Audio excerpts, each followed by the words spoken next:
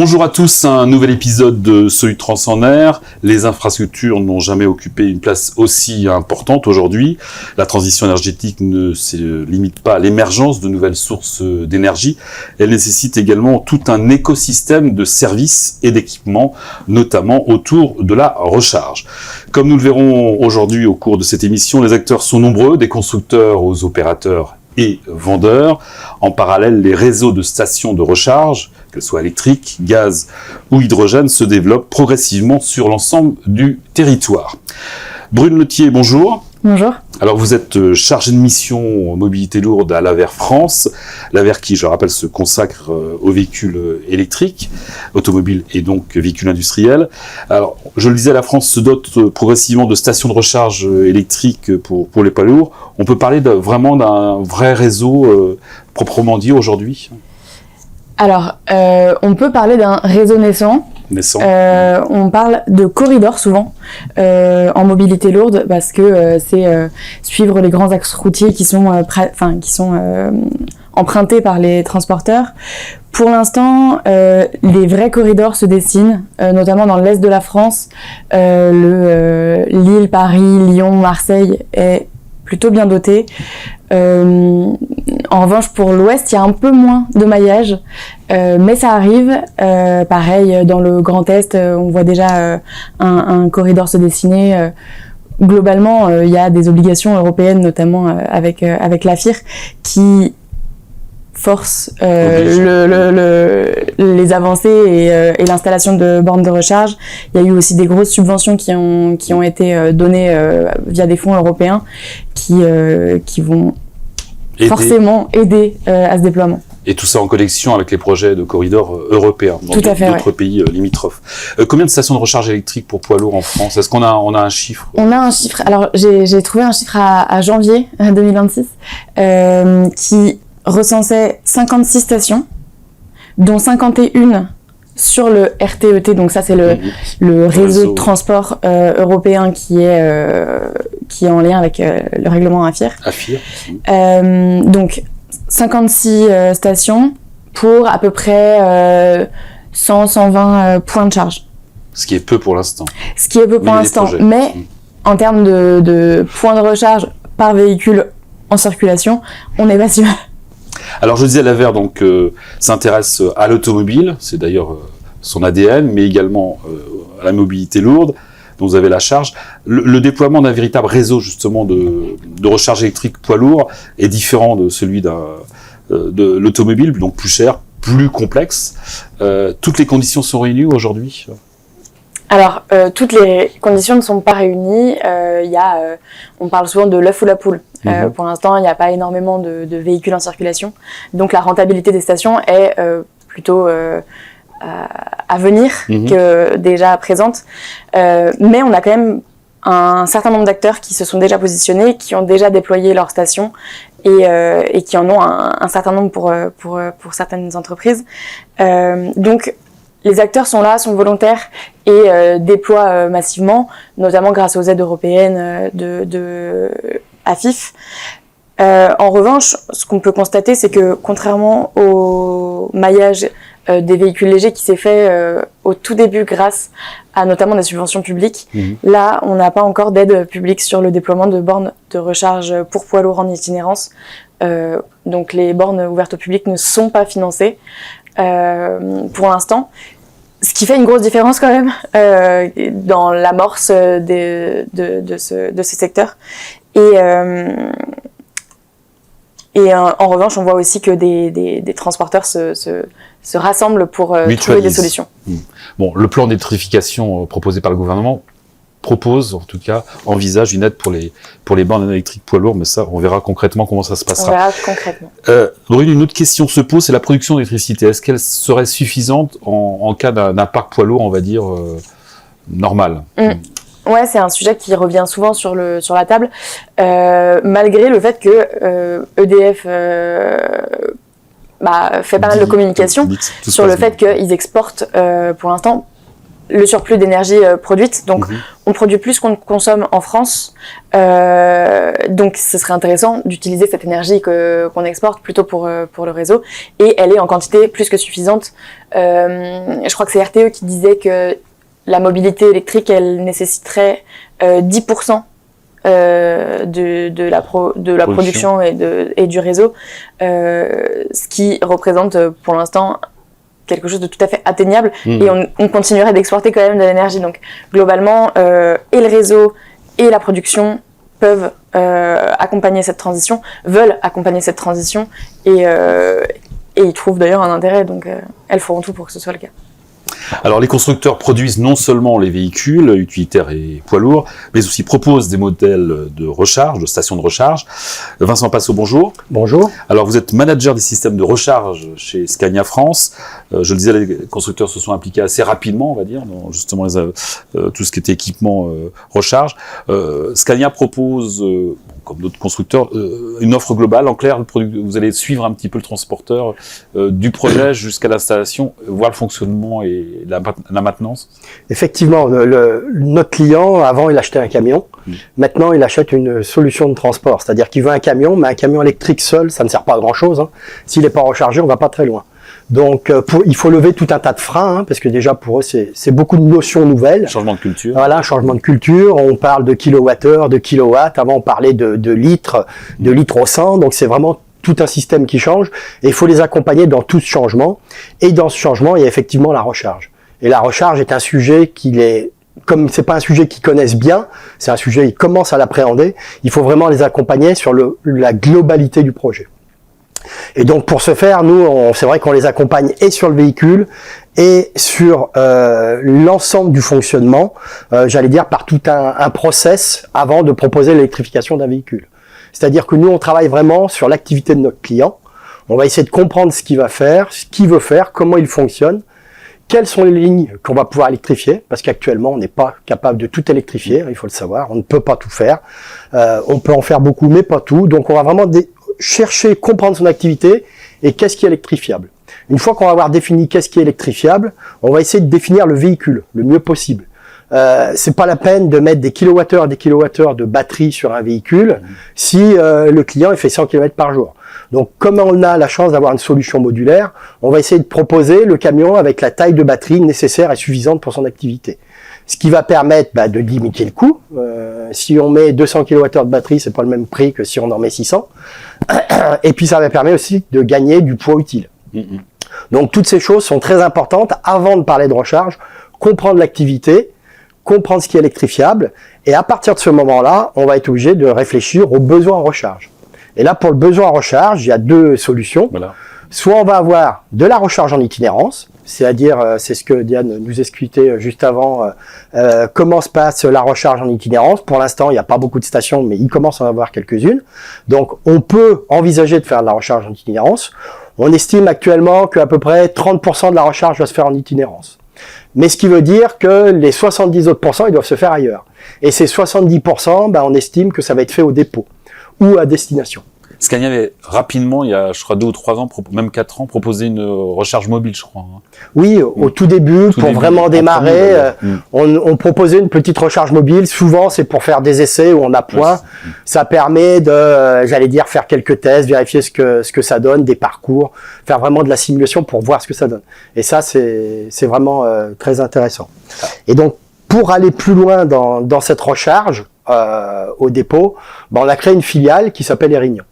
Et c'est cette filiale qui va proposer à nos clients, donc c'est une filiale 100% Scania, on travaille main dans la main, c'est cette filiale qui va proposer la recharge au dépôt ou à destination. Alors le nerf de la guerre, c'est toujours le financement, l'argent.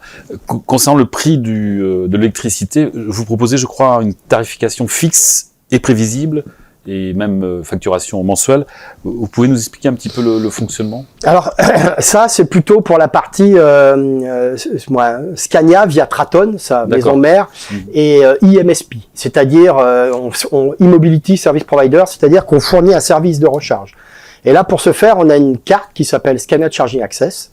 Et donc, c'est cette carte qui va permettre d'accéder à un certain nombre de stations de CPO, Charging Point Operator, c'est-à-dire les gens qui opèrent les stations. Et avec cette carte, on a signé certain nombre d'accords avec ces gens-là, ce qui va nous permettre de bénéficier de tarifs privilégiés. Donc on a, on a quelques grands partenaires avec qui on a un tarif privilégié. On a des tarifs entre 35 et 40 centimes du kilowattheure chez Orev, chez Engie Vianeo et bien sûr chez Mylands. Mylands qui est le consortium des trois marques pour la recharge publique.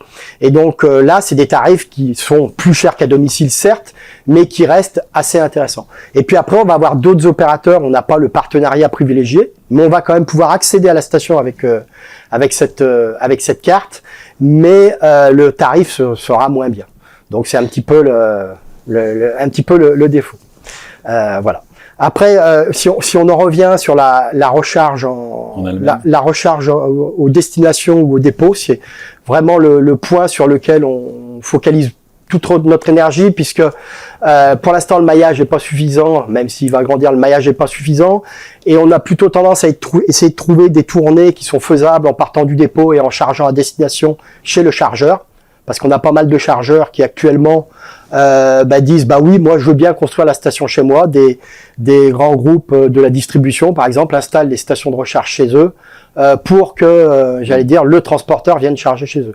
Donc en faisant comme ça, avec ce maillage à destination et au dépôt, on arrive à couvrir quand même un grand nombre d'activités, et ça c'est vraiment très pratique, et on peut faire pas mal de tournées. L'électrique, c'est un nouveau métier pour Scania, qui est constructeur de véhicules de poids lourds avant tout.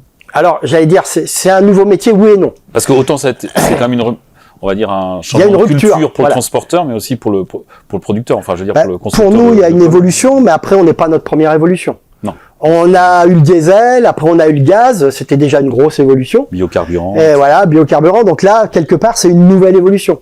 Par contre, c'est vrai que c'est beaucoup de nouveaux métiers chez nous. C'est quand même stockage. Et aussi il y a 5 ans, il n'y avait pas de charging manager ou de responsable des systèmes de recharge chez Scania. Maintenant, il y en a un, parce que on a besoin d'accompagner nos clients pour qu'ils comprennent, qu'ils voient bien comment ça marche, leur expliquer tous les services qui sont nécessaires. Parce qu'on a parlé pas mal de recharge, mais on n'a pas parlé des services qu'il est important d'avoir quand on a une station de recharge. On a le camion, on sait le surveiller, on a la station de recharge. On sait que ça va fonctionner en recharge, mais il faut l'opérer de manière concrète. Et là, avec notre filiale Erenion et son outil Erenion Connect, on va pouvoir surveiller la station. Tout un suivi Et permettre à notre client, qui a la solution globale, donc avec le camion et la station de recharge, tout est interconnecté entre nos plateformes, ce qui fait qu'il va pouvoir voir sur sa plateforme de recharge tous ces camions, où ils en sont sur la recharge, et l'opérer de manière correcte, s'assurer qu'il n'y ait pas d'alerte, qu'il n'y ait pas de problème, et surtout avec ces systèmes de supervision, surtout bénéficier du meilleur tarif. Parce que ça, c'est un point aussi, c'est un petit peu le nerf de la guerre.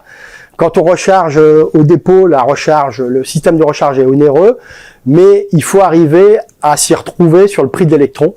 Et c'est là où tout le système de supervision et toute l'opération de la borne est très importante, puisque c'est là qu'on va pouvoir gagner du tarif en achetant l'électricité au bon prix au meilleur moment.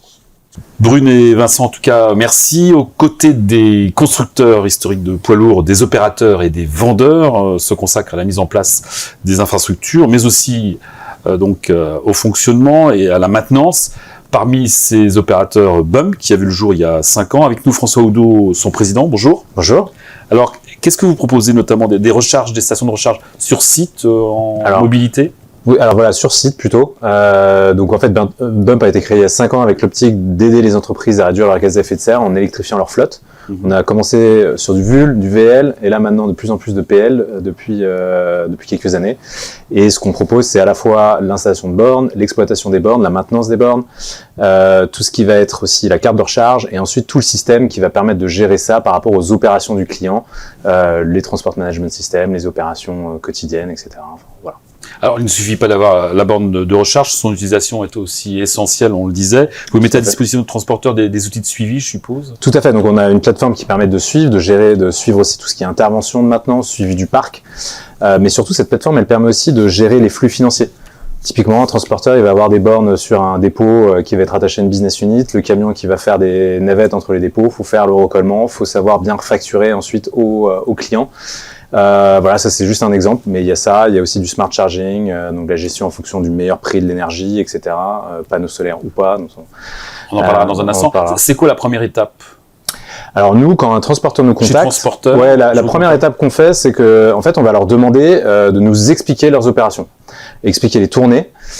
Et donc, on a un logiciel aujourd'hui qu'on a créé en interne qui permet automatiquement, à partir des tournées, de simuler les bornes qu'il faut, quelle est l'infrastructure électrique qu'il faut, et de donner le nombre de véhicules aussi. Voilà, en fait, finalement, la tournée nous donne cette information. Enfin, tournée, véhicule, effectivement, mais c'est un peu les deux liés. Et par rapport à ça, on va dire, il faut tant de bornes, de telle puissance, et on va pouvoir très rapidement donner des fourchettes de prix pour qu'ils puissent se positionner. Et on peut faire ce calcul à l'année prochaine, 3 ans, 5 ans, 10 ans. Comme ça, il arrive à se projeter et dimensionner l'infrastructure. Ce qui est très important, c'est de dimensionner l'infrastructure et toute la réflexion pour se dire, en fait, j'atteins pas une limite dans 2 ans. Parce qu'en fait, on sait qu'aujourd'hui, c'est peut-être quelques poids lourds, et puis après-demain, ça sera 10, puis après-demain, ça sera peut-être 30 ou 40. Donc c'est autant de projets que de transporteurs, en fait. Oui, à chaque fois, c'est du sur-mesure dédié, et on passe beaucoup de temps à accompagner justement pour bien dimensionner l'infrastructure et bien pricer la bonne infrastructure, et après proposer toutes les solutions qu'il pourrait y avoir autour, que ce soit PV, batterie ou que sais-je. Alors on parle beaucoup du délai, en fonction bien sûr du besoin énergétique, d'électricité, entre on va dire le projet, la mise en place, la concrétisation. Est-ce qu'on est dans les 6 mois toujours Oui, alors en fait ça va dépendre de la complexité. C'est toujours un peu pareil, c'est-à-dire que si par exemple Enedis doit traverser une 2x2 voies, une nationale 2x2 voies pour faire passer ses câbles, là vous allez avoir un délai de 1 an, et au bas mot quoi. Si en revanche c'est très facile, ça peut aller en 3 mois, 6 mois. Nous on a un transporteur, on a installé les bornes en 3 mois. Donc le facteur limitant, c'est l'infrastructure Enedis, le réseau. Donc ça, on encourage beaucoup aux transporteurs de l'anticiper. Et pour donner une réponse, pas une réponse de normand, on va dire, c'est en moyenne, c'est entre 6 et 9 mois en moyenne. À peu près. Et ça arrive en même temps que la livraison du véhicule, ou il y a c'est tout le challenge, on va dire. Et quels sont aujourd'hui, on en parlait tout à l'heure avec Brune, de l'Aver France, les principaux freins en fait aujourd'hui, c'est les aides, c'est justement ce problème on trouve pas les mêmes on va dire capacités énergétiques dans tous les secteurs, zones industrielles. Je pense que il manque d'unité en fait, d'une efficacité. Ouais, je pense que le challenge, en fait, le premier élément qu'il faut garder en tête, c'est qu'on est sur un projet de transformation majeure. En fait, vous passez d'un monde où vous faisiez du diesel, vous saviez que vous alliez faire la pompe à essence, et puis c'était une consommation en litres de carburant. Là, vous passez en kilowattheure. Tout le monde se trompe entre kilowattheure. Voilà, c'est un autre monde, un autre univers. Et donc, par construction, déjà, ne serait-ce que cet enjeu de transformation, il est important. Comme, je veux dire, aujourd'hui, on parle de l'IA dans les entreprises, c'est pareil. En fait, c'est une transformation majeure. Donc, il y a ça qui est quand même un facteur limitant. Il y a le deuxième facteur qui, je pense, a été aussi beaucoup le TCO. Maintenant, avec le renforcement des C2E, clairement, on arrive à la parité sur les C2E. Sur le TCO, pardon. TCO. Et donc, pour moi, il n'y a plus trop de facteurs limitants. Après, 9 mois sur un projet où on se dit, de toute façon, les bornes, on est sur un projet un peu patrimonial. Une borne, vous l'installez pour 10 ans. Donc, 9 mois sur 10 ans, c'est pas tant que ça si on prend un peu de recul et on dézoome. Donc, je pense pas que ce soit l'infrastructure, mais c'est sûr qu'il faut anticiper. C'est-à-dire que, il faut bien réfléchir au fait que c'est une transformation d'entreprise et le prendre comme tel, et l'accepter comme tel. Et un investissement. Voilà, un investissement. Alors après, sur l'investissement, nous, on peut proposer des solutions de financement. Donc même ça, c'est pas forcément un frein aujourd'hui. On finance 5 millions d'euros d'équipement par an. Mais voilà, moi, je pense surtout au fait que on est sur un projet de transformation, il faut l'accepter en tant que tel et l'appréhender comme ça, et aussi anticiper quand même l'installation, parce que on a beaucoup de transporteurs qui nous appellent en disant j'ai mon camion qui arrive dans 3 mois, qu'est-ce que je fais? Bon, on prête des bornes mobiles, nous, quand on est dans ce genre de situation-là. Mais bon, si on peut avoir un peu plus d'anticipation, c'est quand même mieux. Alors, on parlait d'installation. Vous avez lancé récemment un partenariat avec Nexos Energy sur le concept d'entrepôt, justement, autonome dédié aux poids lourds électriques. Expliquez-nous ce principe de produire directement sur place l'électricité qui servira justement aux camions électriques. Tout à fait. Alors en fait, aujourd'hui, il y a beaucoup de réglementations autour du fait d'installer du photovoltaïque, que ce soit sur le toit des bâtiments logistiques ou que ce soit en ombrière. D'ailleurs, on a atteint en 2025 la production, enfin la capacité de production objectif de 2030. Donc on est vachement en avance en fait aujourd'hui sur la production solaire en France. Et il se trouve, et tout à l'heure je vous entendais parler de l'énergie, est-ce qu'il va y avoir assez d'énergie? Donc en fait, on fait le constat qu'aujourd'hui on est un peu à un tournant où d'un côté on a beaucoup de réglementations sur le solaire, il faut installer de plus en plus de panneaux solaires, notamment sur des bâtiments logistiques qui ont une toiture large, beaucoup d'espace de stock, enfin de parking, donc des réglementations sur les ombrières très importantes, avec le fait, donc un besoin finalement réglementaire, mais aussi on va dire cohérent, on va dire citoyen entre guillemets, de mettre des panneaux solaires, donc de produire de l'énergie. Et face à ça, vous avez une contrainte, on va dire opérationnelle, enfin contrainte je sais pas, mais une opportunité d'utiliser justement d'être un gros consommateur avec les véhicules, enfin les poids lourds électriques, les véhicules électriques. Et donc on se dit, bah là il y a une convergence. Je le dis pas pour, par exemple, sur du VL, sur des sites de bureaux, bah vous n'avez pas beaucoup de production solaire, mais sur du poids lourd, vous avez vraiment de la capacité. Et c'est ça l'objectif avec Nexo, c'est de se dire, bah, comment on fait rejoindre les deux bouts pour que, ça coûte moins cher en termes d'installation. Le raccordement, bah, du coup, il est plus faible. Potentiellement, vous pouvez faire un raccordement plus faible, donc moins cher. Vous êtes résilient sur le coût au kilowattheure. Aujourd'hui, si on regarde d'un point de vue purement ROI, le panneau solaire n'est pas forcément mieux disant que de ne pas installer de panneaux solaires en termes de coût d'énergie. Mais par contre, vous êtes résilient. Vous savez sur 20 ans combien vous allez l'acheter. Mais concrètement, un transporteur, il peut fournir son électricité pour son parc poids lourd? Oui, tout à fait. Ouais. Il y a comme une limite, je suppose, s'il a un parc de 10 poids lourds électriques. Bah, alors, il va y avoir, on va dire, alors, il y a, oui, enfin, franchement, même 10 poids lourds électriques aujourd'hui quand vous avez des parkings logistiques, des gros parcs logistiques, vous pouvez produire. Le principal challenge, et c'est là, ça va être une parfaite transition. Le principal challenge, c'est qu'en général, enfin, il fait pas 100% du temps. Il y a pas assez de soleil. Non, mais 100% du temps, le soleil, il produit entre, on va dire, la cloche solaire, c'est 11h, 15h. Donc, il produit de 11h à 15h. Et quand vous rechargez vos poids lourds, en général, c'est plutôt la nuit. Donc, c'est ça Je pense que c'est plutôt lié à la lumière, je crois, que plus au soleil. Enfin, oui, non, mais tout à fait. Non, mais ce que je veux dire, c'est que la production, elle est plutôt dans la journée, alors qu'en général, la consommation est plutôt la nuit. C'est là que ça pose problème. C'est là que ça pose problème. C'est plutôt ça que je veux dire. Christophe Tarot, bonjour. Bonjour Hervé. Alors, vous êtes président de Power Must. Sur le marché émergent, on en parlait, des modèles de recharge. Vous proposez des stations de recharge. Alors, en conteneur, haute puissance, c'est quoi? Vous pouvez nous expliquer un petit peu ce que c'est? Oui, je vais vous l'expliquer, oui.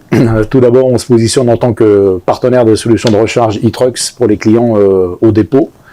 Et on a la particularité de pouvoir vraiment customiser la solution de recharge en fonction du besoin du client. Et ça, c'est 35 ans de carrière dans le poids lourd qui me permet d'expérience qui permet de faire ça. L'idée, c'est effectivement notre stratégie, c'est de proposer aux clients des solutions customisées, des solutions économiques, évolutives, sans délai, ou sans trop de délai, comme je le disais. Pour les installations. Pour les installations, et sans trop de travaux. Parce qu'on sait bien que dès qu'on fait des travaux de génie civil lourds, forcément l'addition a tendance à grimper. Et donc, par rapport à ça, on est capable de fournir des petits chargeurs mobiles d'atelier à quelques centaines d'euros par mois, jusqu'aux grosses stations à MCS, par exemple. Et on peut faire ça parce que on est distributeur de 3 familles de produits différentes. Tout d'abord les petits chargeurs dont je viens de parler avec la marque Telos Power. Et puis ensuite on est aussi distributeur des bornes Alpitronic au niveau France avec la casquette véhicule industriel. Et puis enfin on est aussi fournisseur, distributeur des batteries de stockage CATL à travers sa filiale CNTE. Le chinois CATL. Et donc le chinois CATL qui est le leader mondial des batteries. Et donc tout ça nous permet d'offrir la solution au client qui correspond mieux à son exploitation, on vient d'en parler, et à son besoin et à l'évolution de son parc, dans un budget restreint, le plus restreint possible, parce que sinon le modèle économique ne tient pas. Et donc voilà notre modèle, et en plus on peut mixer les solutions, c'est-à-dire que un client qui commence aujourd'hui avec un camion de distribution qui a besoin de charger 250 ou 300 kW la nuit, il n'y a pas besoin de la grosse Bertin, un petit chargeur d'atelier 30 ou 40 kW suffit, puis ensuite on peut passer sur une borne, pourquoi pas, bien sûr, et puis en fonction du parc, on évolue. Et une des grandes difficultés de la recharge au dépôt, c'est la capacité électrique du compteur. Voilà.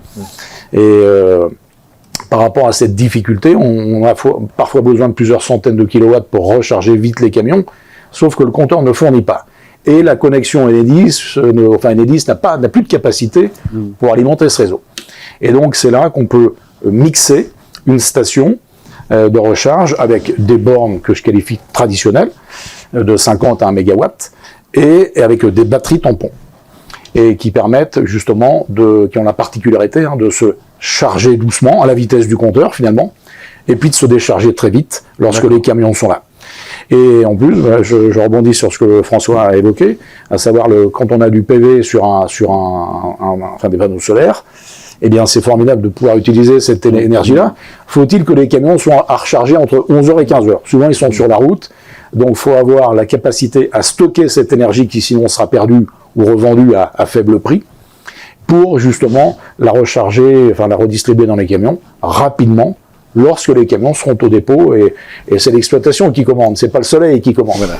Donc, donc les batteries tampons, donc si je comprends bien, c'est entre la borne de recharge et le camion. C'est l'une des solutions. Alors oui, on peut dire que schématiquement, on peut dire que c'est comme ça effectivement, et ce qui permet donc d'avoir toute la puissance nécessaire au bout du pistolet, au bout de la borne, même si le compteur est de faible calibre. Et on voit aujourd'hui beaucoup de dépôts qui sont à 36 kVA. 36 kVA, c'est quand même pas beaucoup. Si on veut recharger un camion comme les plus grandes autonomies aujourd'hui à 600 ou même presque 800 kWh maintenant, il faudrait 20 heures pour recharger un camion. Ça marche pas. Donc c'est pour ça que la puissance, c'est vraiment le nerf de la guerre. Donc l'installation, rapidement, c'est un conteneur, c'est ça? Alors oui, on a différentes solutions, mais on essaie de le faire de manière conteneurisée. On a une plateforme sur laquelle on livre les batteries et là où les bornes, de manière à, ce que je disais auparavant, éviter les travaux lourds de génie civil, et puis avoir une solution évolutive, et puis avoir même une solution qui, lorsqu'on est en location dans un dépôt, et si on installe une station dans le sol, on laisse la station quand on quitte, quand on change de dépôt. Alors que là, on peut déplacer. Bien sûr, ça ne se déplace pas tous les jours, mais on peut emmener sa station avec soi. Parlons des solutions de financement également des stations. Oui. Là aussi, vous avez un suivi, vous proposez des solutions de financement. Oui, on a des solutions. On vient de traiter un partenariat avec le Crédit Agricole à travers sa filiale Locam. Et donc Locam est en mesure de financer ce type de projet. Ça fait partie de leur ADN de financer des produits innovants et un peu green. Donc effectivement, oui, on a ce partenariat.